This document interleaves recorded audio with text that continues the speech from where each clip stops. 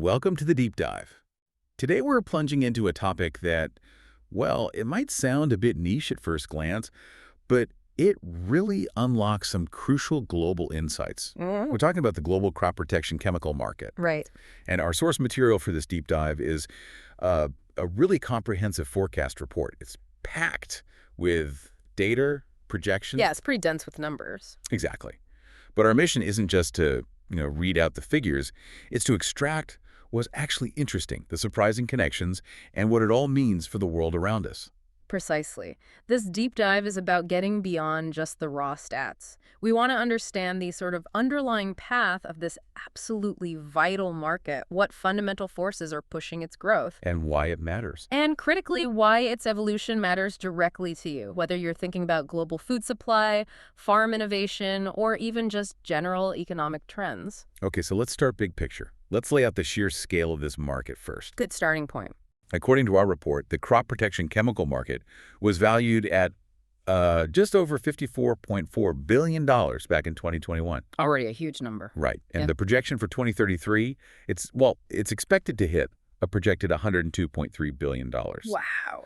That means it's basically on track to nearly double globally, which reflects a compound annual growth rate, a CAGR, of almost 5.4% over that whole period. Mm-hmm. I mean, what does a jump like that really signify for the industry itself, its capacity, innovation? That's a great question.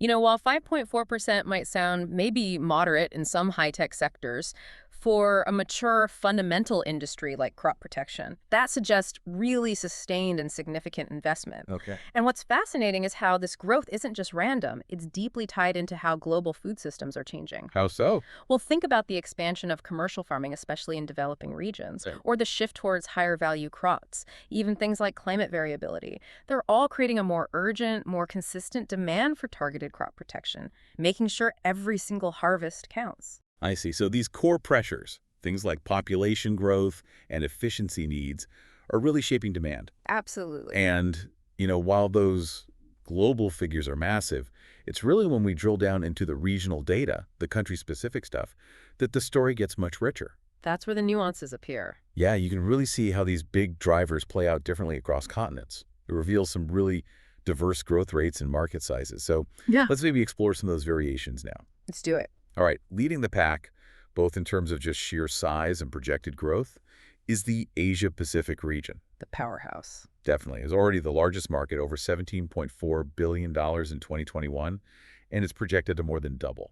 We're talking over $35 billion by 2033. Incredible growth. And this region also boasts the highest regional KGR globally, almost 6%. And within Asia Pacific, India really stands out. Its market is projected to nearly triple. Triple. Yeah, showing the highest regional growth rate at almost 7.75% annually. And, this isn't just about more farmers using more chemicals. It points towards a pretty significant modernization of farming practices there. Right. It could be driven by things like better irrigation, or maybe government policies pushing for higher yields and stable crops. Makes sense. Yeah. And China, Yeah. still the biggest player in the region. Right? Oh, yeah. China's still the largest market. It sees significant growth, too, nearly doubling its size by 2033. But its growth rate, the CAGR, is a bit more moderate than India's. Okay. We also see some other strong growth stories in the region. Singapore has a high CAGR, about 6.75%. And Australia is up there, too, around 6.52%. So a lot happening in Asia Pacific. Definitely the growth engine. Okay, having explored that powerhouse growth in Asia Pacific, let's pivot now to North America. It's a more established market, maybe more mature, but still pretty dynamic. The forces at play seem subtly different here. Different dynamics. It was valued at over $15.6 billion in 2021, and it's expected to reach nearly $27.8 billion by 2033. Yeah. That gives it a TGR of just under 5%. And of course, the U.S. is the dominant player here. Indeed. The United States holds the lion's share of the market within North America. It's projected to grow from over $12.6 billion to nearly $21.8 billion by 2033. The KGR there is about 4.6%. Okay, pretty solid. But what's interesting is Canada, it actually shows a significantly higher CAGR, up at 6.6%. Oh, interesting. Why the difference? Well, when you see a difference like Canada's faster growth compared to the US, it could signal some specific agricultural shifts happening up there. Likewise. Maybe the expansion of certain high-value crops like canola or lentils, which might need distinct pest management strategies. Or it could even be, a faster uptake of technology in farm management in Canada. Got it. And Mexico? Mexico shows a comparatively lower growth rate. Its CAGR is around 2.67%. Okay, so North America, steady, significant demand, Yeah. but with some really interesting internal dynamics, especially between the U.S. and Canada. Let's see how this compares now with Europe, where the story seems, well, a lot more fragmented. Very much so. Europe's market was over $13.4 billion back in 2021. It's growing to over $23.6 billion by 2033, giving it a CAGR of 4.81%. But what's really notable is how much the growth rates vary across different European countries. That's right. You see some quite strong growth pockets. Russia, for instance, is leading with a 5.8% CAGR. Higher than the regional average. Yeah. And Spain is following closely behind at about 5.68%. And Italy also has a notable rate, 5.36% CAGR. This kind of divergence really highlights the varied agricultural landscapes across Europe. Different crop mixes, potentially different regulatory environments, or even just different market demands across the continent. And how do countries like the UK or Germany compare? They show slightly more moderate growth. The UK is around 4.03% CAGR, and Germany is at 4.62%. Yeah. It perhaps indicates more saturated or mature markets for certain types of chemicals in those countries. Okay, so a real mix across Europe. A very diverse picture. Now, from the diverse pockets of Europe, let's turn our attention south to South America. An agricultural giant, really, and its expansion speaks volumes about its role in feeding the world. Absolutely crucial region. Its market was over $3.7 billion in 2021, and it's expected to nearly double, reaching over $7.2 billion by 2033. That's a robust CAGR of almost 5.8%. And Brazil is clearly the leader there. And you can see why this region is so vital globally. While Brazil does lead in overall market size, growing from over $1.6 billion to over $3.1 billion by 2033, with a solid 5.68% CAGR. Wow. There are other countries showing even higher growth rates. Colombia, for example, has a really high CAGR, 6.35%. Wow. And Argentina is right behind it at 6.34%. So really strong growth beyond just Brazil. Exactly. It really underscores South America's increasing importance in global food production and supply. It's driven by factors like, expanding farmland, adopting advanced farming techniques, and just the sheer global demand for commodities produced there. Right, connecting back to those global drivers we mentioned earlier. Okay, finally, let's group the Middle East and Africa together. As the report suggests, they both represent emerging markets with significant potential, even if their absolute numbers are smaller compared to other continents. Yeah, important growth stories there too. So the Middle East, it saw over $2 billion in 2021, and it's projected to reach over $4.1 billion by 2033. That's an impressive CAGR of 6.3%. And the UAE actually has the highest regional CAGR within the Middle East at nearly 7.2%. Very strong growth. And then you have Africa. It was at over $2.2 billion in 2021, growing to over $4.3 billion by 2033, with a solid CAGR of 5.57%. Nigeria and South Africa are the major players there. So even with smaller overall market sizes compared to, say, Asia or North America, this growth is still incredibly significant, isn't it? Oh, absolutely. It implies a really strong drive towards enhancing food security and boosting agricultural development in these regions. Regions that often face unique challenges, right? Climate, resources. Exactly. So this growth suggests an ongoing diversification, a modernization of agriculture is happening in these areas. It's quite promising. Okay, so we've toured the globe, looked at the numbers. Yeah. What does this all truly mean when we step back? Yeah, let's bring it together. The numbers, from the big global aggregates down to the specific country projections, they clearly paint this picture of robust, consistent growth in the crop protection chemical market. It's not just a blip. It feels like a fundamental trajectory. Indeed. And it all circles back to those core drivers we talked about at the start. The basic needs. Yeah, the increased agricultural needs that just stem from an expanding global population, and that heightened focus everywhere on making sure crop yields are efficient, getting more out of every hectare. Right. These aren't just abstract economic concepts. They are tangible, powerful forces shaping a multi-billion-dollar industry, an industry that directly impacts the global food supply chain and, fundamentally, how we collectively feed ourselves. So to kind of sum it all up then, what we've really seen today is that the global crop protection chemical market isn't just growing. It's projected to nearly double worldwide by 2033. A massive shift. And this isn't some obscure sector tucked away somewhere. It's a dynamic, incredibly significant industry. And it seems fundamentally driven by that basic human need for food. Absolutely. And maybe this leaves us with a final thought, something for you, the listener, to consider. Go on. Well, considering this really significant projected growth in these chemicals, what implications might this have for the future of sustainable agriculture, for global food security, and importantly, for environmental stewardship as we move towards 2033 and even beyond? It's a complex picture, a vital question, and something for us all to think about. All right, welcome everyone to the Deep Dive. Today we're going to really get into a topic that affects every single meal you eat. We're talking about the global market for crop protection chemicals. It's fascinating and pretty complex. And our guide for this is some great research from Cognitive Market Research. So our mission here is to really unpack what's driving this industry, what's pushing growth, what are the big roadblocks they're facing, and maybe most importantly, what are the cool innovations changing how we protect our food?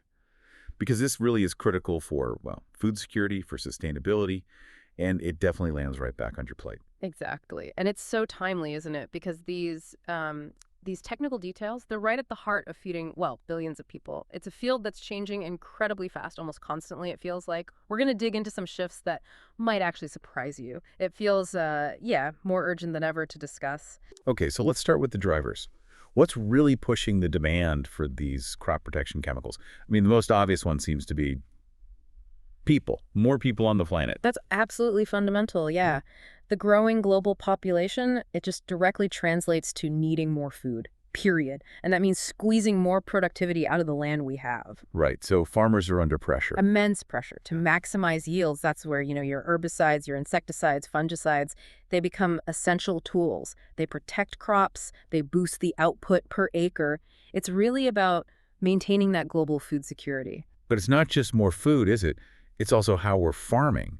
The research points to this rise in big commercial farming operations, especially in developing areas. Yeah. How does that play in? Oh, massively. That's a huge demand booster. Think about large-scale mechanized farming. It relies on consistency, predictable yields. Crop protection chemicals are indispensable for that. Yeah. These big operations, they often use things like contract farming to guarantee supply chains, boost profits. And interestingly, they're often the early adopters of new tech. So that brings us to the technology itself. You mentioned innovations within the chemicals, things like, what was it? Microencapsulation, nanoformulations. Exactly. These are really game-changing. Take microencapsulation. It's like putting the chemical in a tiny timed release capsule. It releases slowly, or maybe only under certain conditions, so you use less, and it's much more targeted. Okay, clever. And nanoformulations. We're talking about engineering these things at the molecular level. Super tiny, which means they can be way more effective, so farmers need smaller doses to get the same result. Wow. And precision spraying. That sounds high-tech. It really is. Think GPS-guided drones, sensors in the field, IoT stuff. It lets farmers apply treatments exactly where they're needed, almost down to the individual plant sometimes. It drastically cuts down on waste and improves safety too. It's like moving from a shotgun approach to a sniper rifle, agriculturally speaking. Yeah, that's actually a pretty good analogy. It's definitely getting much more sophisticated. And that reduced environmental impact makes these techs really attractive, not just for big farms, but for more specialized growers too. Okay, so lots of innovation, lots of demand, but it can't all be smooth sailing. Yeah. What are the headwinds? The research highlights regulations pretty strongly. Oh, definitely. Strict environmental and health regulations are a major, major restraint. You've got agencies like the EPA in the U.S., REES over in the EU. They have very rigorous standards. Right. Getting a new chemical approved takes years, costs millions, say hundreds of safety studies. So yeah, higher compliance costs for the companies, and it definitely slows down how quickly new products can even get to farmers. And then there's this other challenge that, frankly, sounds a bit scary. Pest and weed resistance. Is nature kind of adapting faster than we can innovate sometimes? That's a really sharp way to put it. It's a fundamental challenge, yes. It's growing. It happens when we rely too heavily on the same chemicals or maybe don't use them quite right. It basically speeds up evolution for the pests. So the chemicals just stop working as well. Exactly. Or they become much less effective. So farmers have to look for alternatives, which might be more expensive or maybe even more potent. Or sometimes they lose an effective tool completely. It really forces a rethink in R&D. We're moving away from just trying to, kill everything towards more complex ecological management strategies. It has to be more sustainable. That makes sense.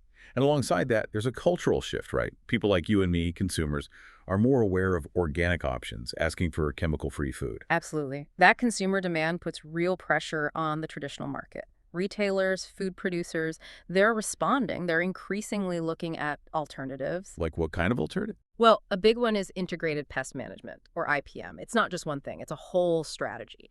Using beneficial insects, rotating crops, carefully monitoring for pests, and then only using chemicals very selectively as a kind of last resort. So working with nature more instead of just against it. Precisely. It's about being smarter, more holistic. It signals a definite move away from just relying purely on chemicals. It's driven by you, the consumer, but also by a better understanding of, well, long-term ecological balance. It's a complex transition for farmers, though, balancing costs and yields. Okay, so challenges are clear. Regulations, resistance, the organic push. Yeah. But let's pivot to the future. What trends offer some optimism? Well, one of the most exciting areas is definitely the rise of bio-based solutions. Biopesticides. These are often derived from natural materials like microbes or plant extracts. And the advantage there is? Lower toxicity is a big one. Yeah. Much safer for people, for beneficial insects like bees. And crucially, they're less likely to lead to that resistance problem we just talked about. Plus, there's growing government support, more research funding. So these eco-friendly options are really starting to carve out a noticeable niche in sustainable farming. And what about technology? We touched on precision spraying. How else is tech helping make chemical use smarter? It's integrating everywhere. You've got AI, artificial intelligence being used to actually detect pest outbreaks earlier, maybe even predict them. Really? AI in the fields? Absolutely. AI analyzing drone footage or data from those IoT sensors we mentioned. It all helps farmers apply treatments with incredible accuracy. It's about using less, wasting less, and just managing the farm more effectively overall. It's moving from spray and pray to measure and target. Measure and target. I like that. And what about the chemical companies themselves? Where's their R&D focus heading? A lot of focus now is on developing products with low residues, or even products designed for very specific crops. The goal is twofold.